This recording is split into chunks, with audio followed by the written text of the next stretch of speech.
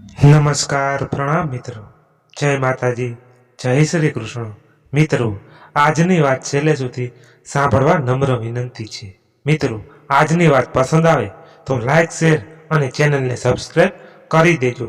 તો ચાલો, તમારો વધારે સમય ન લેતા આજની વાત શરૂ કરીએ. માં, આ બધી ઢીંગલીઓના હાથ પગ કેમ બાંધેલા છે? તે કેમ જુદી જુદી રીતે નાચે છે? 5 વર્ષની મીરાએ પૂછેલ બાળ સહજ સવાલોથી પ્રેમિલા હસી પડી. તેણે મીરાને તેડી લીધી. પછી સમજાવ્યું, બેટા, આ કઠપૂતળિયું છે. તેના બંધાયેલા હાથ પગની દોર જેના હાથમાં હોય એ નચાવે તેમ તેને નાચવું પડે. જીવનની ઘટમાળ એક વણથંભી રફતારથી દોડીએ જતી નદી જેવી છે, જે પોતાના ખળખળ વહેતા પ્રવાહ સાથે સુખરૂપી કાંપ અને દર્દરૂપી પથ્થર બંને વહાવી લાવે છે. કદાચ આ સુખ દુઃખ તડકા છાયા એમાં જ જીવનનું સાચું સૌંદર્ય સમાયેલ હશે. સમય પોતાની સાથે 4 દાયકા હાથની મુઠ્ઠીમાંથી રેતી સરકે એમ સરકાવી ગયું. મીરા 21 વર્ષે શ્રીમદ મીરા ઠક્કર બની ગઈ અને આજે 45 વર્ષે 21 વર્ષની જુહી તેમજ 18 વર્ષના જીસરુની મમ્મી પણ બની ગઈ. ઘર પણ હજુ તે પરણીને આવી ત્યારે હતું એવું સસરાજીનું એક હથ્થું શાસન અકબંધ હતું. સાસુમાને પોતાની માં જ ગણનારી મીરાએ કાયમ તેનો પડ્યો બોલ ઝીલ્યો હતો. રાજ તેના બેંક મેનેજરનું સ્ટેટસ ઘરે પણ ભૂલી ન શકતા જુહી અને જીસરુની પોતાની અલાયદી દુનિયા હતી, જે મોટા ભાગે તેમના લોકડ મોબાઈલ પર કેન્દ્રિત હતી. આ 24 વર્ષમાં જો કોઈની પરિસ્થિતિ ન બદલાઈ હોય તો તે મીરાની હતી. મીરા ઠાકોરજીની માલા અને સામગ્રી બની ગઈ હોય તો આપી જજો. પૂજાના ખંડમાંથી સવારે 8:15 સાસુમાએ કહ્યું, હા મમ્મીજી, લાવી. પ્રસાદ માટેની સુખડીના ચકતા પાડતા મીરાએ જવાબ આપ્યો. મીરા સૂજ લૂછ્યા લેપટોપ અને ટિફિન કારમાં મૂક્યા. ઓહ, આજે મારે આ શર્ટ સાથે બ્લુ ટાઈમ જોઈએ છે. બ્લેક નહીં, સાંભળે છે મીરા? રાજના ધાણીફૂટ સવાલો મીરાની ધડકનમાં વધારો કરતા રહ્યા. નેપકિન પરસેવો લૂછતી તે શયનખંડ તરફ રાજની સેવામાં સરકી. ત્યાં હોલમાં સસરાજી બોલ્યા, 2 દિવસ પહેલાંની રવિ પૂરતી શોધી આપજો. મારા ચશ્માનો કાચ ઝાંખો થઈ ગયો છે. રાજને સમય ન હોય તો તમે શાકભાજી લેવા જાઓ ત્યારે બદલાવી લાવજો. જી પપ્પા. ને મીરાએ રાજના કામ નિપટાવ્યા. મમ્મા, હું બપોરે લંચમાં ભીંડી અને ગરમ ફુલકા ખાઈશ. But at 3:30. Okay, bye. જીગસુ મોબાઈલની સ્ક્રીન પર આંગળી અંગૂઠા ફેરવતો દૂધનો ગ્લાસ પીને નીકળી ગયો. ઉફ મમ્મા, આઈ એમ ઓન ડાયટિંગ. હું નહીં ખાઉં આ પરોઠા. મને ટામેટો સૂપ બનાવી દે. જુહીની જીત જાહેર થઈ. મીરાની આંખો સામે પેલી કઠપૂતળીઓ ઘૂમી રહી, જેની ભાગદોડ બીજાને હસ્તક હતી. સૌ નચાવે તેમ નાચતી હતી. હમણાંથી લાગતો થાક મીરાને 25 વર્ષ આવા વિચારો તરફ ખેંચી જતો. જુહીની મોટી બહેન જેવું શરીર સૌષ્ઠવ અને રાધા સમૂહ રૂપ ધરાવતી મીરા અરીસામાં હમણાંથી પોતાના ચહેરા પરથી રૂપની લાલીમાં ઘટતી જતી મહેસૂસ કરતી હતી. નમો નમો જી શંકરા, ભોલેનાથ શંકરા. મોબાઈલની કૃતિ કોલિંગના ફ્લેશિંગ સાથે રિંગ વગાડીને પ્રતિબિંબમાંથી મીરાને વાસ્તવિક દુનિયા તરફ ફેંકી. હેલો કૃતિ, કેમ છે તું? ક્યારે આવી મુંબઈથી? જીજાજીની તબિયત સારી છે ને? મીરાએ સવાલો રૂપે લાગણીઓ વરસાવી. અરે અરે બ્યુટીફુલ, જરા નિરાતે એક એક પૂછ. મારી મેમરી તારા જેવી સોલિડ બી. એસએસસી કર્યું ત્યારે પણ નહોતી અને હાલ પણ નથી. બોલ, ક્યારે આવે છે ઘરે? કૃતિએ કહ્યું, રાજને પૂછીને કોલ કરું તને. તું રોકાવાની ને? Yes my dear, 1 month, neither more nor less. Okay, કરું કોલ, બાય. આટલું બોલીને કોલ કટ કર્યો. ત્યાં મીરાને છાતીમાં સણકો આવ્યો. તેનો હાથ જમણી તરફ દુખ્યું ત્યાં ચાલ્યો ગયો. એક ક્ષણ માટે મીરાથી ઓહ માં બોલાઈ ગયું ને તેની નજર સામે મેળામાં કઠપૂતળીઓ બતાવતી, સૌ માટે આજીવન ઉપલબ્ધ રહેતી અને અંત સમયે સ્તન કેન્સરથી પીલાતી માં તરવરી રહી. તેને એક સાથે 1000 ડંખની વેદના ઉપડી. ક્યાંક ત્યાગ, સમર્પણ, સાલસલતા, સૌંદર્ય જેવા સદ્ગુણો સાથે માનો રોગ પણ વારસામાં. ઓહ! મીરાની ભીતર ભયનું લખલખું પસાર થઈ ગયું. ભય સુંદરતા ખોવાનું હતું, ત્રિવશ નાશ થવાનું હતું, પૂર્ણતા ગુમાવવાનું હતું, પીડાનું હતું, મોતનું હતું. એક ક્ષણકા અને તે પછીની 3 મિનિટમાં મીરાના મન પર મણનો ભાર મુકાઈ ગયો. મીરા, જુઓ કોણ આવ્યું છે. આવો આવો રેવાબેન. સાસુમાના સાથથી મીરાની પાંપણ પરથી ખરી પડવા આંસુઓએ ધક્કામુક્કી કરી. તેણે તરત ખુદને સંભાળી પીડા પર સ્મિતનું વરખ ચઢાવી અવારનવાર આવી ચઢતા ફૈજીની આગતા સ્વાગતા કરવા બહાર આવી. બીજા દિવસે રાજને 15 દિવસ મીટિંગ માટે જવાનું થયું. રેવા ફોઈએ તે પછીના દિવસે ઉપડતી 20 દિવસની જાત્રામાં સાસુ સસરાને પરાણે સાથે લીધા. જાણે જીભે આવેલા શબ્દો, મારે તમારી બહુ જરૂર છે રાજ. મીરાએ બળજબરીથી પાછા ધકેલ્યા. જુહી પરીક્ષાની તૈયારીઓમાં વ્યસ્ત બની અને જીસરું 3 દિવસ પ્રોજેક્ટ માટે કંપની વિઝિટ ગયો. મીરાએ તરત કૃતિને ફોન કર્યો. બંને તેના મમ્મીના ઘરે મળ્યા, પણ મીરાનો ઉતરેલો ચહેરો તેની ભીતરના કોલાહલની ચાડી ખાતો હતો. થોડી ઔપચારિક વાત પછી એકાંત મળતા કૃતિએ લાગેલું જ પૂછી લીધું, શું થયું છે મીરા? કેમ આટલી ઉદાસ છો? ક્યાં એ કોલેજમાં મેડલ્સ જીતતી, ભણવામાં અવ્વલ અને મેગેઝિનમાં કવિતા અને વાર્તાઓ લખતી મિસ બ્યુટી મીરા કડકને ક્યાં લગ્ન પછીની તું?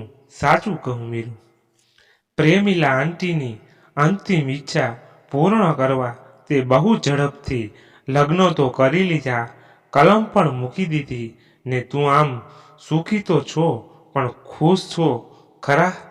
મીરાને જાણે દદડવું હતું અને ઢાળ મળ્યું. તેણે પોતાની અંદર ખદખદતો સુખની ભમરાનો સુસુપ્ત જ્વાળામુખી ફાડી નાખ્યો અને આંસુઓનો ધગધગતો લાવારસ કેટલી વાર સુધી ખુશમિજાજ કૃતિનો ખંભો દજાડતો રહ્યો. પછી સ્વસ્થ થઈ મીરાએ આખી વાત કરી, પોતાની શંકા કરી સંભળાવી. છેક રાતે ઘરે જવાનું હતું, તેથી કૃતિએ તરત શહેરના જાણીતા કેન્સર નિષ્ણાત ડૉક્ટરની અપોઇન્ટમેન્ટ લખાવી. સાંજે ડૉક્ટર પાસે ગયા ત્યારથી માંડી નિદાનમાં પકડાયેલી એક સેમીની ગાંઠ તેમજ તેના શક્ય ઇલાજ વિશે અને ભયસ્થાન વિશેની વિગત સમજાવેલી. સ્થિતિ સુધી ટુકડામાં તૂટેલી મીરાને કૃતિ સમેટીને જોડતી રહી. બહાર આવી કૃતિને ધીરજ હારી. તે મીરાને ભેટી પડી. મીરુ, તું અહીં રહે. એકદમ જાણીતો અવાજ 30 વર્ષે મીરાના કાનમાં મોરલી સો વાગી રહ્યો. હા, એ માધવ જ તો હતો. 12 સાયન્સ સુધી સાથે ભણેલો માધવ, મેડિકલનું ભણવા પરદેશ ગયેલ. માધવ જતા પહેલા મીરા પાસે પ્રતીક્ષા કરવાનું વચન માગતો.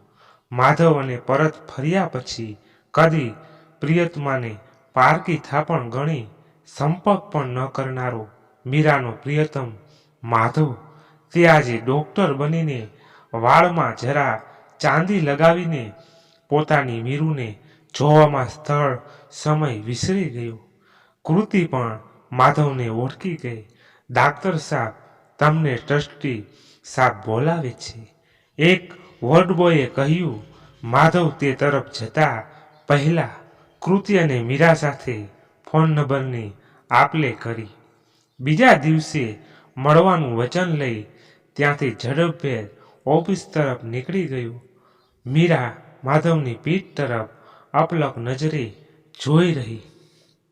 અચાનક જાણે માધવની સ્નેહ અસરમાં તેનું થોડીવાર પહેલાનું દર્દ હળવું પડતું અનુભવી રહી. કૃતિ પણ મીરાના ઉદાસ ચહેરા પર અચાનક આવેલી ચમકથી ખુશ થઈ. બંને બહેનપણીઓ બીજા દિવસે એક દરિયા કિનારે માધવને મળશે તેવું નક્કી કરી ઘરે ગઈ. ત્યાર પછી મીરા તો જાણે આટલા મોટા દર્દને માધવને મળ્યાની ખુશીમાં વિસરી ગઈ. પણ કૃતિ ખૂબ જ સજાગ હતી. તેણે રાતે માધવને કોલ કર્યો અને સઘળી હકીકતથી તેને વાકેફ કર્યો. ક્ષણભર તો સામે છેડે એકદમ ચૂપકીદી છવાઈ ગઈ. પરંતુ જ્યારે કૃતિએ મીરાના તમામ રિપોર્ટ્સ માધવને મોકલ્યા ત્યારે માધવના હૃદયને ધરપત મળી. તેણે તરત જ કૃતિને વળતો કોલ કર્યો અને સમજાવ્યું કે પોતે આ જ વિષય પર કરેલ રિસર્ચ પેપર છેક રશિયામાં યોજાયેલી મેડિકલ કોન્ફરન્સમાં સન્માનિત થયું છે. પછી બોલ્યો, કૃતિ, મારા માટે મીરાનો ઈલાજ સૌથી મહત્વની વસ્તુ છે. હું ભલે મીરાને પામી ન શક્યો, પણ જેમ હજારો પટરાણીઓની વચ્ચે પણ કૃષ્ણને રાધા નહોતી ભૂલાય, તેમાં માધવ અપ્રતિમ સફળતાની વચ્ચે પણ કદી પોતાની પ્રિયતમા મીરુને એક ક્ષણ માટે પણ હૃદયના સામ્રાજ્યમાંથી દૂર કરી શક્યો નથી. બીજા દિવસે માધવે હોસ્પિટલે પહોંચીને સૌ પ્રથમ મીરાએ જે ડોક્ટરને બતાવ્યું હતું તેની સાથે મીરાના કેસ વિશે લાંબી ચર્ચાઓ કરી.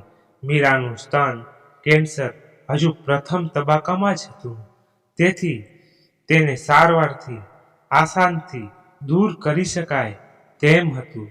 પ્રશ્ન એ હતો કે આ સારવાર કર્યા પછી આગળ જો કેન્સર બીજા અંગોમાં થોડું પણ ફેલાયેલું હોય તો ગાંઠ સાથે કદાચ મીરાનું તે અંગ પણ દૂર કરવું પડે તેવા સંજોગો ઊભા થાય. આવી પરિસ્થિતિમાં સામાન્ય સ્ત્રીઓ એટલી હદે નકારાત્મક ભાવના સરી જતી હોય છે કે તેને સકારાત્મક લાગણીઓ તરફ ખેંચી જઈને જે હકારાત્મક પરિણામ મેળવી શકાય.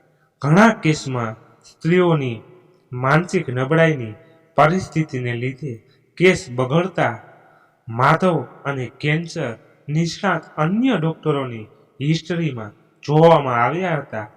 તેથી માધવે નક્કી કર્યું કે તેના તરફથી મીરાને માનસિક આધાર આપવામાં કોઈ કચાશ નહીં રાખે.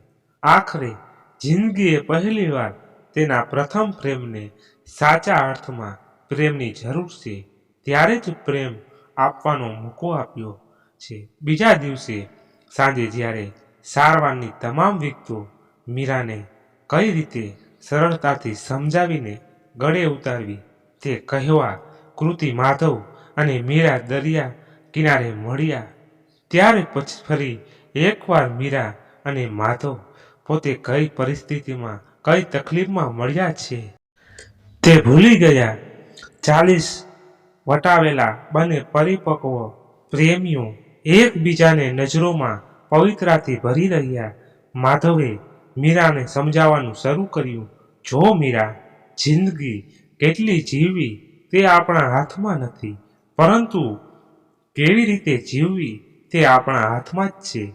પીડાને ઉછેરીને મોટી કરવા કરતાં જ્યારે તે જડમૂળથી દૂર થઈ શકે એમ છે, ત્યારે આપણી પણ જિંદગી પ્રત્યે એટલી તો ફરજ બને છે કે આપણે આપણો અભિગમ સંપૂર્ણપણે હકારાત્મક રાખીએ. કોણ કહે છે કે જિંદગી જીવવાનો બીજો મોકો નથી આપતી? આપે તો છે જ, પરંતુ માણસ તે તક પોતાના નકારાત્મક અભિગમને કારણે ગુમાવી બેસે છે. હું ઈચ્છું કે આ સમગ્ર સારવાર દરમિયાન તું શ્રીમતી મીરા ઠક્કર નહીં, પરંતુ મીરા કડક બનીને મારો સાથ દે. એ જ મીરા કે જે ખુદ ઉર્જાથી ભરપૂર હતી, કલમ જેનું જીવન હતું અને જે હંમેશા દરેક તબક્કે પોતાનું સંપૂર્ણ આપવા ટેવાયેલી હતી. બોલ મીરા, તું મને આટલું વચન આપી શકીશ? મીરા માધવને ધૂંધળી નજરોએ તાકી રહી. મનોમન ઈશ્વર સાથે પોતાની નિયમિતમાં માધવને છે આ તબક્કે મોકલવા બદલ આભાર માનવો કે અફસોસ કરવો તે વિશે સંવાદો કરતી અનાયાસે માધવ તરફ પોતાનો હાથ લંબાવી રહી. આઈસ્ક્રીમ લેવાને બહાને કૃતિએ આ અપ્રતિમ ક્ષણોએ જીવવા માટે બંને સાચા પ્રેમીઓને એકલા મૂક્યા. એ દરમિયાન બંને ફક્ત હથેળીથી અપાયેલ વચનો અને મૌન સંવાદો વડે જીવતા રહ્યા. માત્ર માધવના સ્પર્શથી ઉર્જાથી જ મીરામાં જિંદગીને ફરી એકવાર જીવી લેવાનું, પોતાના માટે જીવી લેવાનું જોમ સંચારિત થયું. એટલું જ નહીં, પણ માધવે મીરાને રોજ એક સુંદર કવિતા લખી પોતાને ભેટમાં આપશે એવું પણ વચન માગ્યું. તે પછીનો સંપૂર્ણ તબક્કો એવો હતો કે જેમાં મીરાને શારીરિક તકલીફો હતી, તો વળી પતિ-રાજ તથા પરિવારની છતી થતી અમુક માનસિકતાઓ તેને અંદરથી હચમચાવતી રહી. રાજને મન તેનું વ્યક્તિત્વ નહીં, શારીરિક સૌંદર્ય મહત્વનું હતું. વડીલો માટે તે એક રોબોટ વહુ હતી, તો સંતાનો માટે મા માત્ર મા હતી. મા પહેલાંની મીરાને સમજાવવાનો ન તેમને રસ હતો, ન સમજણ, ન ફુરસદ, પરંતુ એક એવો સાથ હતો કે જે અદૃશ્યપણે તેની સાથે રહીને કાનમાં વાંસળીના સૂરની જેમ રેલાતો. મીરા, હું છું ને બસ આ 3 શબ્દો મીરા માટે હું તને ચાહું છું એવા કહેવાયેલા સેંકડો શબ્દો કરતાં પણ મહત્વપૂર્ણ હતા. માધવ એક ડૉક્ટર તરીકે પોતાના અન્ય કેન્સર નિષ્ણાત ડૉક્ટરોની ટીમની મદદથી રાજને આખી સારવાર તેના ભયસ્થાનો સહિત સમજાવી. તે દરમિયાન રાજના ચહેરા પર બદલાતા ભાવોને જોઈને માધવ તેનામાં એક પતિ કરતાં એક સામાન્ય પુરુષને વધારે દેખાયો. સારવાર દરમિયાન મીરાના રેશમી લાંબા વાળની લટો ખરીને હાથમાં આવતી, તેવી જ રીતે જેમ પરિવારના સભ્યોની વરવી વાસ્તવિકતાઓ સામે આવતી.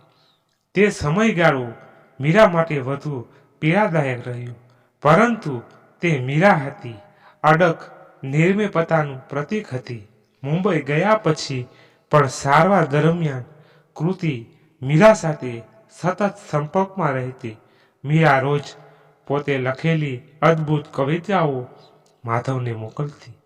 ડૉક્ટરોના સુખદ આશ્ચર્યની વચ્ચે મીરાનું શરીર ખૂબ ઝડપથી સારવાર સ્વીકારી રહ્યું હતું. માધવે તે દરમિયાન મીરાને મોકલેલી 100 જેટલી અદ્ભુત ભાવસભર કવિતાઓને પુસ્તકસ્થ કરી તેને સાહિત્ય અકાદમીમાં મોકલી આપેલ. આખરે 8 મહિનાની લાંબી પરંતુ સફળ સારવારને અંતે મીરાનો કેન્સરનો રિપોર્ટ નેગેટિવ આવ્યો. જે દિવસે મીરા સંપૂર્ણપણે ભયમુક્ત થઈ તે સાંજે મીરાના મોબાઈલમાં ગુજરાત સાહિત્ય અકાદમીનો શ્રેષ્ઠ ગઝલ સંગ્રહ માટેનો એવોર્ડ તેના પુસ્તક ઝંખનાને મળ્યો છે તેવો કોલ આવ્યો ત્યારે મીરાની આંખો હર્ષાશ્રુથી છલકાઈ ગઈ. તે આ બધું માધવે જ કર્યું છે તેવું સમજી ગઈ. મનોમન તે માધવના પ્રેમની પરાકાષ્ઠાને જીવી ગઈ. મીરાએ નક્કી કર્યું કે આ એવોર્ડ ચાહે રાજને જે લાગે તે પણ પોતાના જીવનદાતા ડૉક્ટર એવા માધવના હાથે જ સ્વીકારશે. બીજા દિવસે રાજ જ્યારે બેંક જવા નીકળ્યો ત્યારે મીરાએ તેને સાંજે એવોર્ડના સમારંભમાં જવાની વાત યાદ કરાવી તો રાજ બોલ્યો, મીરા, જો આ હાલતમાં તને આટલા લોકોની વચ્ચે જવું પસંદ હોય તો તું જજે, પરંતુ મને આ રીતે ત્યાં લોકોની વચ્ચે તારા રોગ વિશે કોઈ સવાલ થાય તે પસંદ નથી, માટે હું નહીં આવી શકું. મીરા આ સાંભળી અવાચક થઈ ગઈ. તે કૃતિને ફોન કરી રોઈ પડી. કૃતિએ માધવને ફોન કરી અને મીરાની સ્થિતિ સમજાવી. માધવે મીરાને સાસરે એક પણ વાર ફોન ન કરેલો, પરંતુ તે દિવસે હિંમત કરી કોલ કર્યો અને કહ્યું, હું તારી સાથે એ સમારંભમાં હાજર રહીશ. તે સાંજ મીરાની જિંદગીની સૌથી ઉત્તમ ક્ષણો હતી કે જ્યારે તે પરિવારના એક પણ સભ્યની હાજરી વગર માત્ર મીરા બનીને પોતાનો એવોર્ડ પોતાની સૌથી પ્રિય વ્યક્તિની નજર સામે સ્વીકારી રહી હતી. સમારંભ પૂરો થયા પછી માધવ માનભેર મીરાને ઘરે મૂકી ગયો. બીજા દિવસે જ્યારે મીરાએ માધવને કોલ કર્યો ત્યારે તે સ્વિચ ઓફ આવતો હતો. તેથી તેણે કૃતિને આ વિશે પૂછ્યું. કૃતિએ કહ્યું કે મીરા, તું સાચા અર્થમાં માધવની રાધા તો છો, માટે અથાગ પ્રેમ કરવા છતાં તું તેને પહેલાં પણ ન પામી શકી અને વિરહને તારી કિસ્મત બનાવી તારી જિંદગીને સુધારી તારો માધવ હંમેશા માટે અમેરિકા જતો રહ્યો છે. જતાં પહેલાં તેણે તારા માટે એટલું જ કહ્યું છે કે મીરાના જીવનમાં મારી હાજરી હંમેશા હવા સ્વરૂપ રહેશે. હું તેને દેખાઈશ નહીં, પરંતુ સૂક્ષ્મ રૂપે તેની આસપાસ જ હોઈશ. જ્યારે સુધી તે આ ધરતી પર શ્વાસ લેશે ત્યાં સુધી મીરાને તેના હૃદયમાંથી કોઈ દૂર નહીં કરી શકે, પરંતુ નજર સામેની તેની હાજરી મીરાની જિંદગીને ડહોળી શકે છે. તેથી તે હંમેશા માટે જઈ રહ્યો છે અને હવે ફરી ક્યારેય તે મીરાની સામે નહીં આવે. પણ મીરા કલમ ન છોડે તો જ તેનો પ્રેમ સાર્થક ગણશે. મીરા પોતાને મળેલા આ શુદ્ધ અને નિસ્વાર્થ પ્રેમથી અભિભૂત થઈ રહી.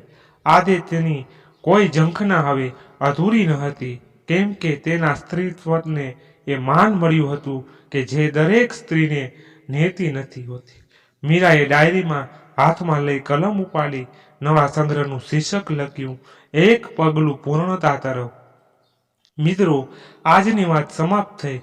તમને કેવી લાગી તે કોમેન્ટ બોક્સમાં તમારો અભિપ્રાય જરૂરથી જણાવજો અને મજા આવી હોય તો લાઈક અને તમારા મિત્રોના ગ્રુપમાં શેર કરજો. અન્યથા આવી જ કહાની સાંભળવા માટે અમારી ચેનલને સબસ્ક્રાઈબ કરી દેજો, એટલે રોજ એક કહાની સાંભળવા મળતી રહે. ધન્યવાદ. આપનો દિવસ શુભ રહે. ફરી મળીએ એક નવી વાત સાથે. ત્યાં સુધી બધા મસ્ત રહો, તંદુરસ્ત રહો. જય માતાજી, જય દ્વારકાધીશ. હર હર મહાદેવ, મહાદેવ, મહાદેવ. જય શ્રી રામ.